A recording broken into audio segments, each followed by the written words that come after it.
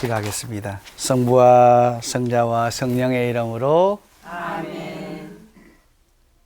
좋은 것은 처음부터 선인들을 위해 창조되었지만 나쁜 것은 죄인들을 위해 창조되었다.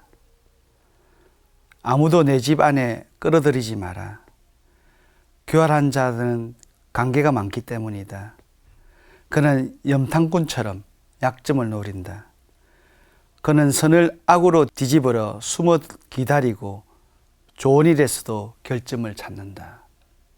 성부와 성자와 성령의 이름으로 아멘. 반갑습니다. 반갑습니다.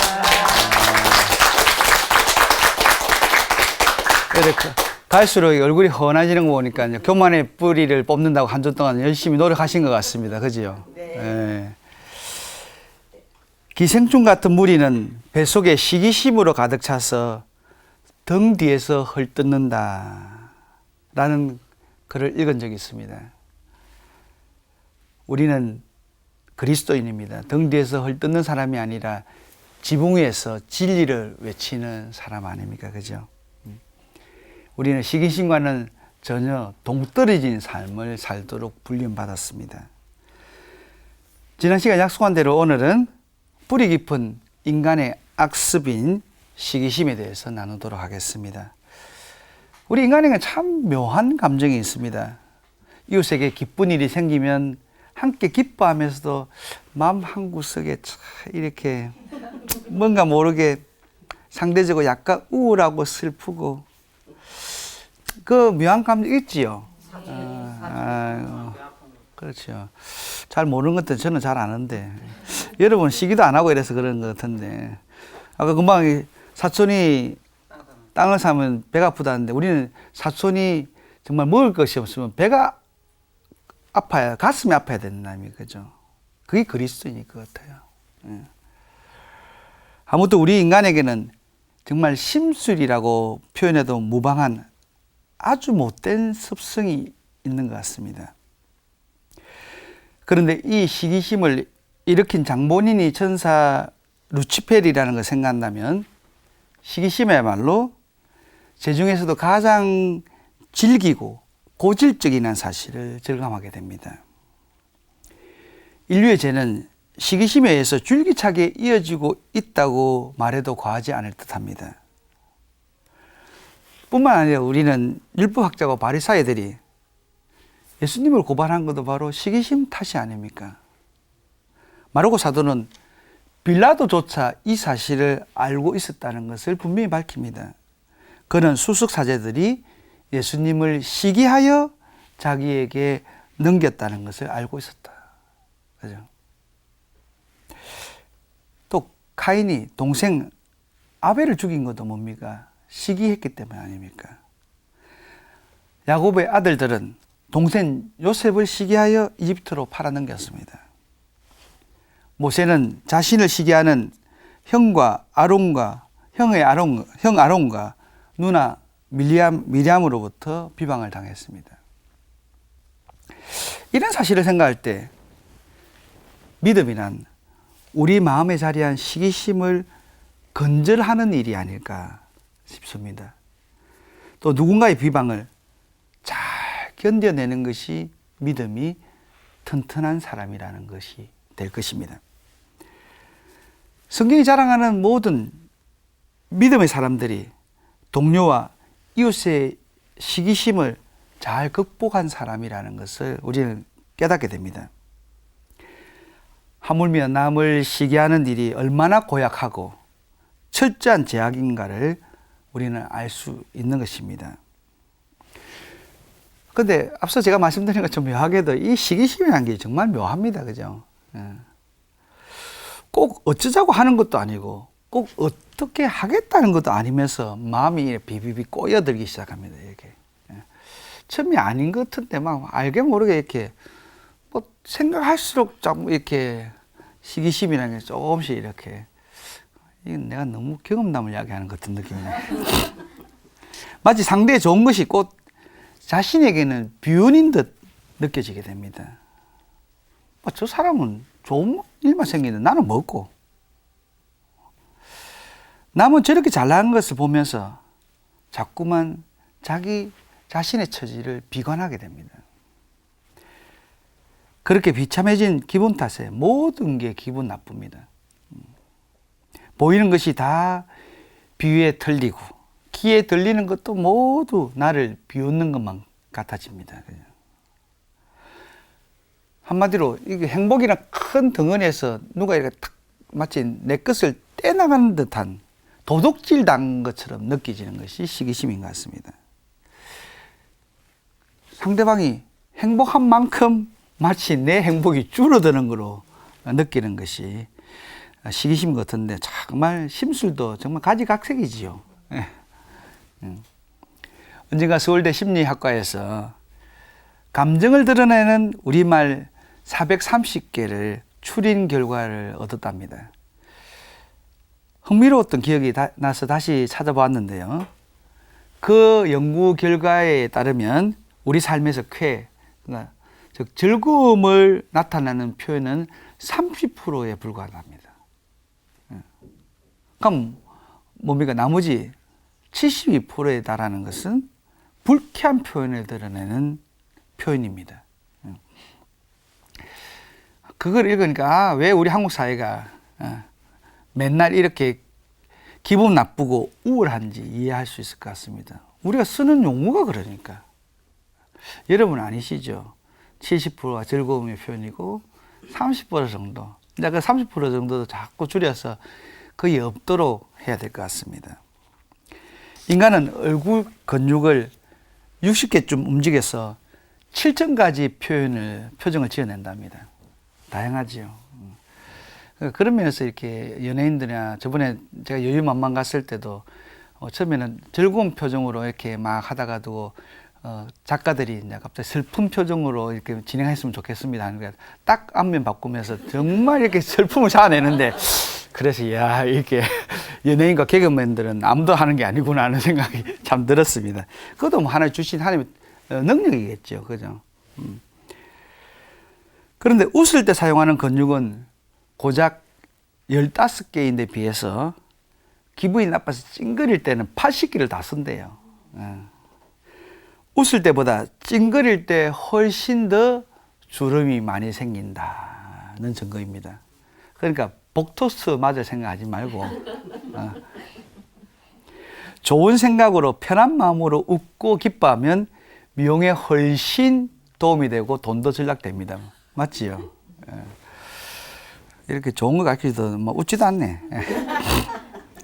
더 재밌는 것은 우리가 자주 쓰는 감정 표현의 관용구가 슬픔, 분노, 두려움, 기쁨, 미움, 사랑의 순으로 매겨져 있다는 점입니다.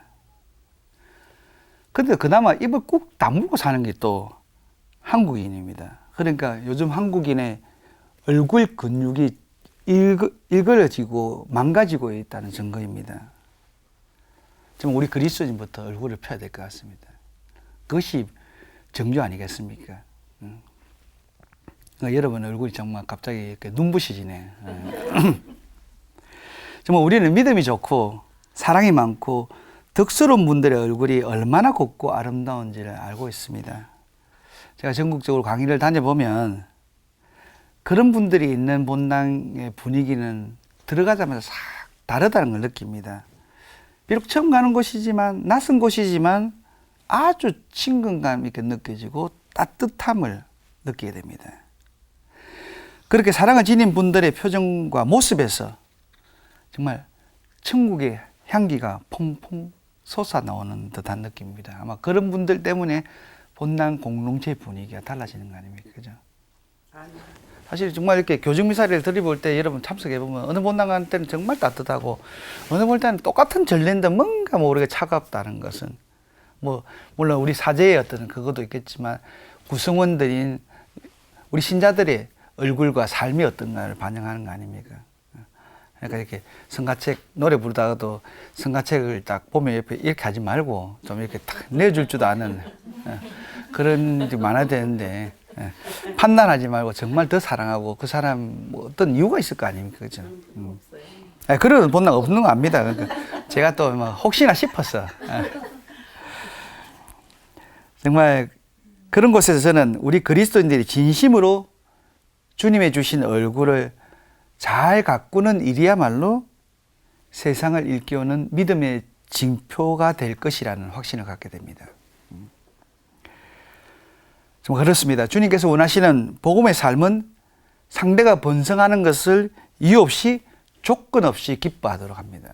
정말 이웃이 잘 되는 것을 조건 없이 이유 없이 기뻐하죠. 정말 그러면 대단한 성덕이지요. 그러니까 하나님께서 그것을 원한다는 거예요. 우리에게 적당히가 아니라 우리의 마음들이 정말 이유 없이 조건 없이 기뻐할 줄 아는, 이것이 주님께서 가르쳐 주신 진리의 삶입니다. 그리스도인은 이웃의 번영을 기뻐할 뿐 아니라 축복을 대해주는 사람이 되어야 합니다. 우리는 그래서 제가 늘 복의 통로라는 이유도 축복을 전해주는 사람이 되는 거예요. 기뻐할 뿐 아니라 더해서 축복까지 전해주는. 복음의 삶은 이렇게 상대의 처지를 살피고 헤아리고 함께하는 모습을 말하는 것입니다. 함께할 뿐만 아니라 나를 버림으로써 이웃을 살리는 일이 우리의 삶입니다. 복음적인 삶을 살아갈 때 우리는 이렇게 친숙하게 딱 달라붙어 있는 시기를 떨쳐버릴 수 있는 것입니다. 그러니까 시기하고 정면으로 이렇게 막 다 투쟁할 것이 아니라 우리는 복음적인 삶을 살면 시기는 저절로 자기 스스로 멀어집니다. 그죠? 시기는 철저히 자기 중심주의에서 비롯됩니다. 다른 사람이 잘 되는 꼴을 도무지 못 보는 옹졸한 마음의 발로이기에 사랑하기를 거부하는 행위로 추락해버립니다. 그 시기를 떨쳐내기 위해서는 우선 다른 사람이 잘 되는 것, 그것이 상대방이 지닌 선이 자연적일 수도 있습니다. 그러니까 미모, 어쩝니까? 타고난 거죠. 지성, 또 호감 가는 얼굴, 창의성 등. 그런 거나 운이 좋게 타고난 것이든 실력을 더 보태어서 스스로 획득한 것이든 상관치 말아야 합니다. 그의 선에 나의 부족함에 빗대어 괴로워하지 않아야 합니다. 그런데 많은 경우 우리는 비교하니까 자격지심을 가지든지 아니면 교만해지거든요. 그러니까 하나님은 제일 싫어하는 게 비교하는 겁니다. 하나님은 한 분 한 분 당신의 걸작품을 창조하셨고 다 의미가 있는데 괜히 비교해가지고, 그죠? 그래서 여러분 자녀들도 막 서로 비교해가 왜 언니는 이런 것도 많이 있는데 왜 나는 이런 식으로 나오고 이러면 그거 얼마나 불편합니까, 그죠? 정말 하나님은 다 각자의 몫을 다 주셨습니다. 그런 측면에서 여러분이 받은 것에서 감사할 줄 알아야 될 것 같습니다. 모든 선을 홀로 가져야 하고 나만이 으뜸이 되어야 그렇게 해야 속이 편하고 그렇게 생각한다면 이야말로 자만입니다. 이렇게 자기 자신의 위치와 권리를 주장하는 일이야말로 교만일 뿐입니다. 한번 이런 글을 읽은 적이 있는데요. 시기하지 마십시오. 시기하는 순간 창조와 생산이 중단됩니다. 그죠? 공감이 되는 이야기죠. 근데 썩 공감을 안 하는 것 같아요, 얼굴이. 알았어요. 시기야말로 우리가 지향해야 하는 덕스러운 삶으로 이끄는 것이 아닙니다. 오히려 정말 삶을 퇴보시키는 삶으로 이끄는 지름길이 되는 것입니다. 그죠? 그러니까 여러분을 위해서도 스스로 위해서도 이렇게 시기심은 잘라내야 됩니다. 그러니까 시기의 자녀는 악의적인 암시, 그러니까 좀 꼼수를 쓴다고 상대가 못 알아듣게끔 하면서도 콕 찔리기를 바라는, 그죠? 그런 어투를 좀 많이 쓰시는 분들도 있는데, 그 비방하고 명예훼손을 하고 다른 사람의 불행을 기뻐하고 앞으로는 못 웃고 이렇게 속으로 웃는다든지, 다른 이의 성공에 대한 악의적인 유머, 이 참 유머 감각도 잘못 쓰면 안 되는 겁니다. 미움 등이 포함됩니다. 우리는 한국 교육의 병폐로서 친구의 불행이 나의 행복이다 라면서 무한 경쟁의 궤도로 몰아가고 있는 현실을 꼽습니다. 참 안타깝습니다. 그죠? 더불어 사는 사회인데.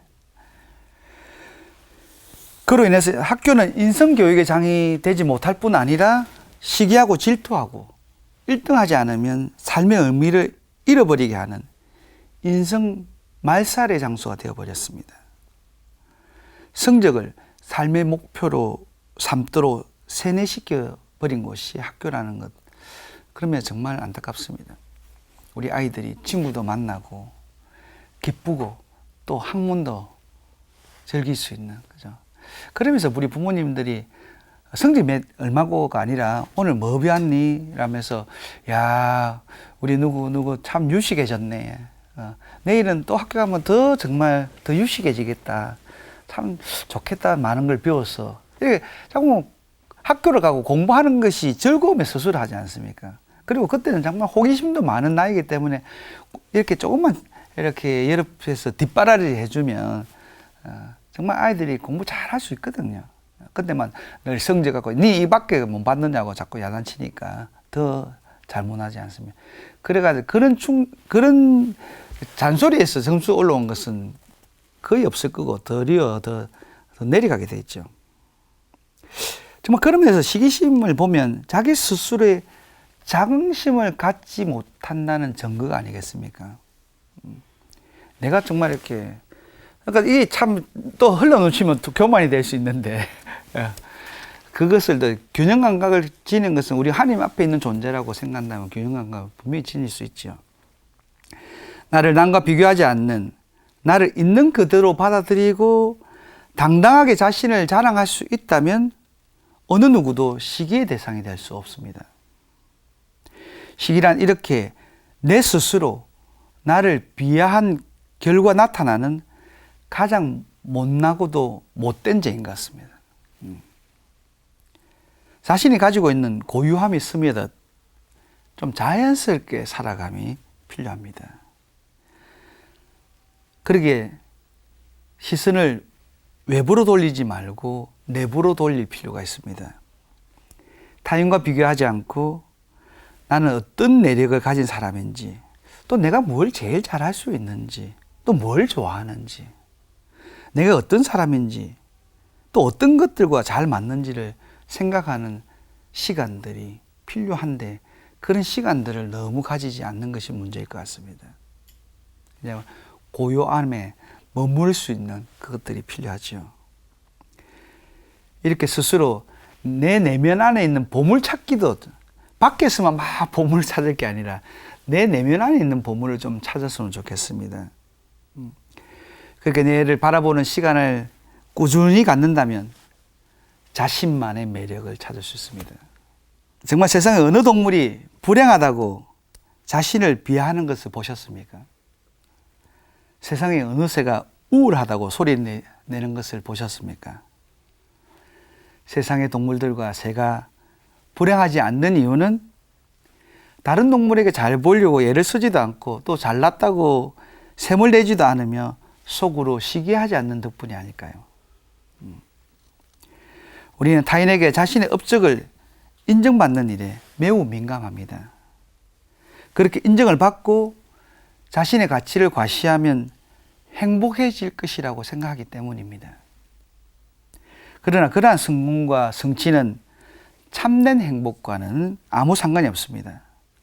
차라리 내가 갖지 못한 것, 나에게 없는 것을 욕심내지 않는 마음, 내가 얻지 못하고 취하지 못한 것을 가진 이를 축복하는 마음이 훨씬 행복합니다. 정말 이해가 안 될 수 있는데 이것을 깨달은 사람들이 한 단계 차원이 다른 삶을 사는 거 아니겠습니까? 하나님께 주신 것을 충분히 감사드리는 마음이 얼마나 귀한 것인지 우리는 파라오와 야곱이 만나는 장면에서 상상할 수 있습니다. 파라오는 지금 말하는 황제 아닙니까? 대통령이고, 야곱은 먹을 것이 없어서 얻으러 내려온 나그네 신세입니다. 그러면 뭐 야곱이 들어가고 궁전에 넋이 잃고 파로에게 완전히 기가 팍 죽었고 그 모든 것을 파로는 누구를 잘 만나, 부모 잘 만나 저래 잘 살고 나는 뭐 이게 무슨 꼬라지고 그런 마음이 먹었다면 완전히 기죽어서 앞에 아무 말도 못 했을 겁니다. 근데 어떻습니까? 도리어 야곱은 다시 파로에게 축복하고 그 앞에서 물러나왔다. 그러니까 윗사람이 아랫사람한테 축복하지 밑사람이 윗사람한테 축복하지는 않지 않습니까? 세상 어디에도 거쳐도 정해지지 않은 이리저리 떠돌아 살았던 나그네 처지였지만 세상이 감히 깔볼 수 없는 위상이 야곱에게는 있었다는 증거 아닙니까? 이런 당당함이 우리 그리스도인들을 지니고 있어야 됩니다. 지금 당장 대통령 앞에 나가더라도 교황님 앞에 나가더라도 우리가 겸손하되 비굴해서는 안 될 것 같아요.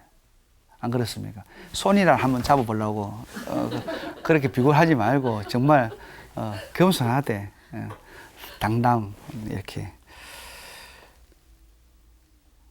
정말 야곱이 그렇게 당당하지 않고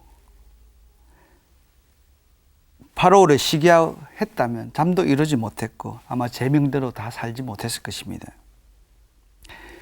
정말 야곱이 파로 앞에서 기가 죽고 주눅이 들었다면 파로는 야곱의 축복을 받아들일 수도 만무합니다. 이렇듯 우리의 대인관계에서도 상호간의 긍정적인 정서가 매우 중요합니다. 그 중에 단연 감사할 줄 아는 겸손이 어뜸입니다. 자꾸 제가 겸손에 대해서 이야기를 하는데 그만큼 겸손하는 게 사실 쉽지 않다는 것이죠. 이웃에 나에게 있는 것이 감사하고 이웃이 가진 것에도 감사드리는 마음에 시기가 자리할 틈이 없습니다. 그죠? 우리들의 삶이 항상 시기와 질투 속에 갇혀 있다면 그렇게 산다면 불행해질 수밖에 없습니다. 지혜로운 사람은 항상 작은 것에 감사하고 자신이 받은 복을 셀 줄 아는 사람입니다. 남의 복을 세기보다는 나에게 있는 그것에 감사할 줄 아는 사람이 지혜로운 사람 아닙니까? 그러면서 어느 시가 참 공감이 되는데요. 누군가를 내려다보면 다 흠투성이, 누군가를 올려다보면 다 배울 거리. 아무리 높은 산이라 할지라도 있는 것보다 더 높다고 생각하면 굽실거리게 됩니다. 그래서 안 되고 아무리 낮은 언덕이라도 더 낮추어 본다면 안 됩니다. 사람은 있는 그대로 받아들이는 그에 맞는 대우를 하는 것이 바로 겸손의 덕을 사는 것입니다. 정말 지난 시간에도 인간은 하느님이 아닌 사람을 두려워할 때 불행해진다고 했습니다. 하느님부터 우리에게 축복이 온다는 것, 하느님으로부터 행복이 온다는 것 꼭 명심하면 좋겠습니다. 정말 바쁘게 변하는 세상에서 하느님 뜻은 더딘 듯 하지만 꼭 이루어집니다. 그 말씀 속에는, 하느님 약속 속에는 도무지 밴댕이 솥다각지만처럼 좁아 터지고 비틀어진 우리 마음이 마침내 성숙하게 변화될 것이라는 약속이 담겨져 있습니다. 정말 주님은 당신 이름 때문이라도 우리를 승리하게 만드실 거예요. 그거 믿으시지요? 거기부터 믿음은 시작되는 것입니다. 우리는 그림자를 쫓는 사람이 아니라 빛을 추구하는 사람들입니다. 정말 많은 사람들이 빛을 잃고 우왕좌왕 어디로 향해 나아갈지를 모르고 있습니다. 그렇게 방황하고 자포자기하듯이 살아가고 있습니다. 마치 향로를 잃은 듯 항해하고 표류한 듯 헤매고 있는 빛을 잃은 사람들은 어둠을 향해 갈 수밖에 없습니다.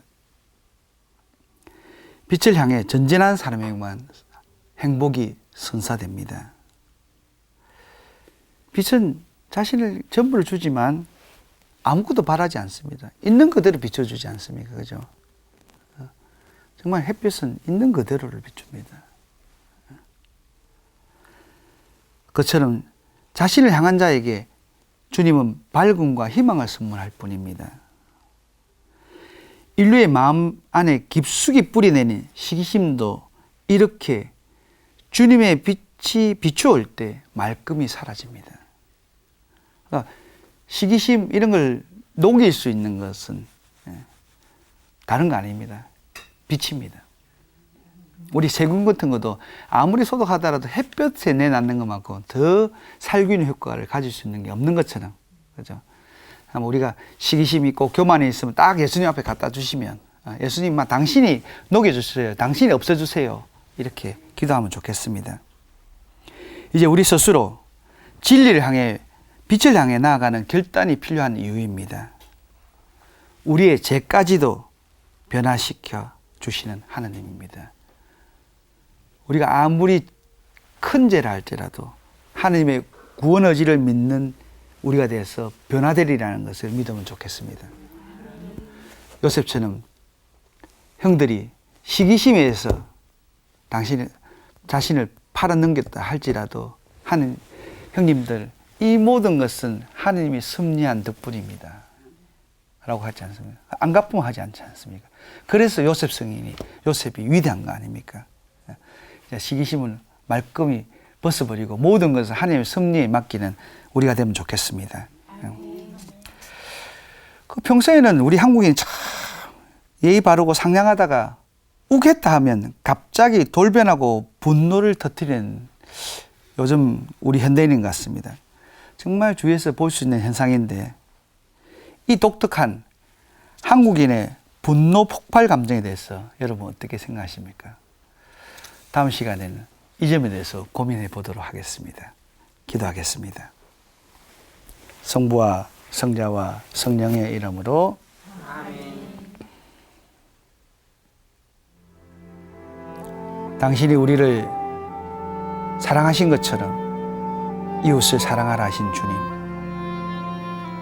시기심은 이 명령과 정반대의 것임을 알면서도 돌아서지 않았습니다. 상대의 기쁨을 외면하였고, 상대의 행복을 셈하였고, 상대가 잘 되는 것을 시기하였습니다. 마음이 이렇게도 작고 보잘것없어 더욱 당신의 자비가 필요합니다. 주님, 저희 마음을 당신의 빛으로 채워주십시오. 저에게 당신 사랑을 부어주시어 시기가 아닌 이웃을 위한 배려와 사랑으로 살아가게 해주십시오. 당신처럼 세상의 모두의 행복을 진심으로 원하고 청하는 성숙한 저희가 되도록 축복해 주십시오. 사랑 가득하신 우리 주님 예수 그리스도를 통하여 비나이다. 아멘. 성부와 성자와 성령의 이름으로 아멘. 감사합니다.